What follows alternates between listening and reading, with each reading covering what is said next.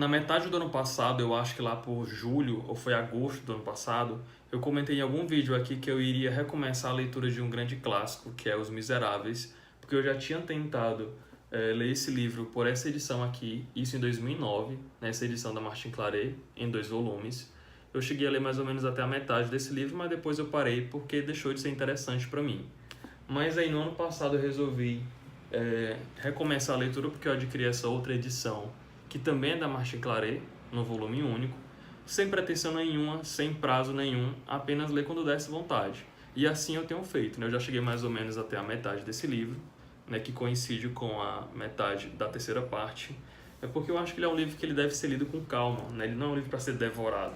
Ele tem que ser digerido, tem que ser absorvido, tem que ser entendido. É um livro muito denso, então eu resolvi fazer assim com menos pressa, com mais calma. Esse é um livro do final do século XIX, né, mais especificamente de 1862, e ele é dividido em 5 partes. A primeira é intitulada Fantine, a segunda Cosette, depois vem Marius, a quarta O Idílio da Rua Plumet e a Epopeia da Rua Saint-Denis, eu acho que é assim que pronuncia, eu deveria ter colocado no tradutor, mas não coloquei, e a quinta e última é Jean Valjean. Eu tinha pensado a princípio em fazer um vídeo só no final, depois que eu terminasse de ler o livro inteiro. Mas eu fiquei pensando, ou iria ficar um vídeo muito grande, ou então ficaria muita coisa deixada de lado. Então eu achei melhor fazer um vídeo depois de cada parte que eu finalizasse, porque assim fica mais fácil, mais didático, dá para conversar com mais calma. Então de antemão eu já aviso que esse vídeo vai conter spoiler, então se você não leu ainda a primeira parte, vá lá, leia, depois você volta aqui para acompanhar.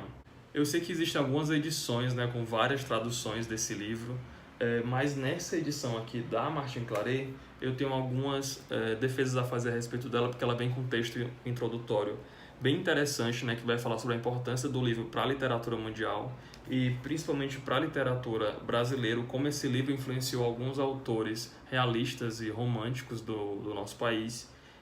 E essa parte ela vai dar um pano de fundo para o que a gente vai encontrar dali em diante. Como o próprio título já sugere, sendo bem sucinto, esse é um livro que vai falar sobre o povo, né, de maneira geral, das classes mais humildes, dos mais excluídos, dos menos favorecidos, daquelas pessoas que são desprezadas pela sociedade. E ele é um livro também que vai conter um forte teor histórico, né, tem vários acontecimentos, tem vários fatos que servem como pano de fundo, né, para dar vazão àquela história e para servir como gatilho para o que acontece ali. E o Victor Hugo, como ele teve uma trajetória e um histórico na política também, como deputado e como senador, então ele consegue inserir muito bem ali esses acontecimentos e esses fatos de maneira muito detalhada. Ele é muito minucioso quando ele vai falar e tratar desses assuntos e depois ele consegue transpor muito bem isso dentro da narrativa dele. Então, assim, história e ficção são duas coisas que vão andar lado a lado, entrelaçados o tempo todo dentro desse livro. Iniciando então essa primeira parte, que é intitulada Fantine, a gente vai conhecer o personagem do bispo de Digne, o senhor Myriel. Ele é um homem de fé, ele é um homem que ele não só ele age muito com essa questão da palavra, né? Ele leva em prática, coloca em prática mesmo tudo aquilo que a igreja promulga como sendo o bom comportamento de um cristão, e isso ele faz ativamente. Ele é uma pessoa muito altruísta, ele sempre pensa no próximo antes de pensar nele mesmo, ele está sempre preocupado em cuidar das pessoas, em cuidar dos menos favorecidos. E isso fica muito claro em todo o decorrer da narrativa, quando está descrevendo o dia a dia dele, como que é a casa dele, como que funciona a distribuição de despesas, né, do que ele recebe do Estado, de como ele distribui aquilo dentro de casa e para a população também. Então ele não é só um homem de fé, como ele é um homem de ação, né? Ele coloca a fé dele realmente em prática, ele faz aquilo que ele diz. E dentro dessa perspectiva mais religiosa, né, mais filosófica, no livro tem umas passagens bem fortes, bem marcantes, né? Inclusive eu vou ler uma aqui, para mim assim, ela foi bem impactante, e ela vai dizer mais ou menos o seguinte. Isso é uma frase do próprio bispo, né? Nunca temamos nem os ladrões nem os assassinos. Estes são perigos externos, pequenos perigos. Temamos a nós mesmos. Os preconceitos, esses são os ladrões. Os vícios, esses são os assassinos. Os grandes perigos estão dentro de nós. Que importa o que ameaça a nossa vida ou nossas bolsas? Preocupemo-nos apenas com o que ameaça a nossa alma. Então, assim, ele realmente é uma pessoa que é exatamente o que eu falei aqui, esse trecho que eu citei aqui. Ele é uma pessoa que está mais preocupada com o que de fato vem de fora até ele, né? E como isso vai provocar uma série de ações dentro dele e ele transforma isso em outras coisas positivas para oferecer para os outros. E é o que acontece quando ele encontra o Jean Valjean. O Jean Valjean, que é o segundo personagem que aparece na história, ele é um rapaz que ele sempre morou com a irmã dele, né? Ele cuidava da família dessa irmã, dos filhos dela, dos sobrinhos dele. E ele, aconteceu dele ser preso porque ele roubou um pão. E ele foi condenado, acho que a 6 anos, mas por conta de algumas tentativas de fuga, essa pena dele de 6 anos foi postergada e prolongada por até 19 anos. Então ele passou 19 anos preso porque ele roubou um pão para alimentar a família dele.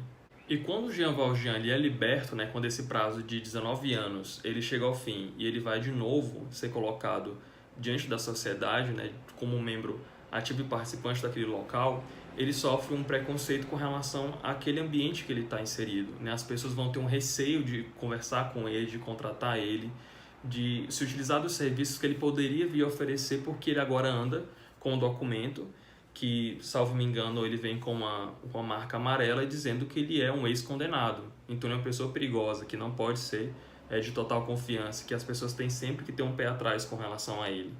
E sobre essa parte, né, no livro tem uma discussão, né, com o nosso narrador, que é o narrador onisciente, que ele vai fazer uma discussão a respeito de justiça, né, o quanto que essa balança, o peso entre a condenação do que ele fez e agora o peso do que ele leva nas costas depois que ele foi liberto, né, o quanto que isso está equiparado. Será que condiz realmente? Será que está equilibrado esse peso? Essa medida está certa? O fato é que o bispo de Digne e o Jean Valjean vão se aproximar, o bispo vai acolher ele dentro da casa dele, né? Ele vai oferecer um lugar para ele dormir, vai oferecer comida para ele comer. E o bispo ele mora junto também com a irmã dele e com a outra governanta que trabalha, né, fazendo a manutenção da casa. E elas duas sim são mais temerosas com relação ao Jean, elas têm receio quando ele está perto, quando ele está passando lá os dias durante esse período em que o bispo está acolhendo ele. Elas sempre trancam lá as pratas da casa, né, os talheres, as taças de cristal, né, tudo que é de valioso, então elas têm esse receio e o bispo não, ele sempre está com as portas abertas, ele não tranca nada, para ele estar tudo tranquilo, porque ele confia naquela pessoa, ele confia, dá um voto de confiança no Jean. Acontece que o Jean de fato acaba roubando o bispo, em uma certa noite ele pega toda essa prataria e ele foge e ele vai embora, mas pouco tempo depois ele retorna porque a polícia pega ele e traz de volta para a casa do bispo, só que por surpresa dele, o bispo reagiu de uma maneira que ele não esperava, né? Ele sempre entrava em conflito com as pessoas e o bispo faz exatamente o oposto, faz o contrário. Ele diz que aquilo não foi um roubo, que ele deu de fato aquilo de presente para o Jean, como se ele tivesse dado um presente para um convidado que passou alguns dias com ele. Ele não só faz isso, como ele entrega inclusive outras coisas e dá para o Jean, dizendo como se ele tivesse esquecido, tipo, olha, tu levou isso daqui, mas faltou isso que eu também te entreguei, que eu te dei de presente. E aquilo mexe muito com o Jean, deixa ele muito consternado. Então ele sai martelando com aquilo na cabeça dele e pensando sobre tudo que ele fez. Então esse ato do bispo faz com que ele comece a se movimentar e comece a repensar tudo aquilo que ele vem fazendo até então. Logo depois nós vamos ser apresentados a mais 2 outros personagens, né? Finalmente a gente vai conhecer a Fantine, que é a pessoa que dá o título ao livro, né? A Fantine ela é descrita de uma maneira muito bonita, ela é uma moça muito bonita, tem os cabelos muito longos, muito bonitos, né? Os olhos também são coisas muito marcantes na descrição do autor. Ela é descrita como se ela tivesse o corpo de uma ninfa, mas o pudor de uma freira, né? A Fantine ela trabalha numa indústria que é desse segundo personagem, o pai Madeleine, né, que é uma pessoa que ele tem essa empresa, essa indústria que emprega praticamente toda a cidade onde está sediado esse local, e ele praticamente movimenta toda a economia a partir dali. E ele, assim como o bispo, é uma pessoa muito altruísta, ele está sempre muito preocupado com as pessoas daquele local, tanto que ele chega a se tornar prefeito daquela cidade, de tão benquisto que ele é. Mas o que a gente não sabe até então, depois a gente descobre, é que na verdade o pai Madeleine é o Jean Valjean, que depois com aquelas pratas e aqueles presentes que ele recebeu do bispo, ele faz alguns investimentos, ele consegue se tornar o dono e o empresário, né, que é responsável por essa indústria, e ele começa a fazer coisas que são resquícios daquilo que o bispo fez para ele. A Fantine é uma pessoa muito ingênua, muito pura, então ela começa a ter relação com algumas amigas de natureza meio duvidosa, ela começa a se relacionar com um cara que a princípio diz que gosta dela, mas que depois larga ela grávida e sozinha.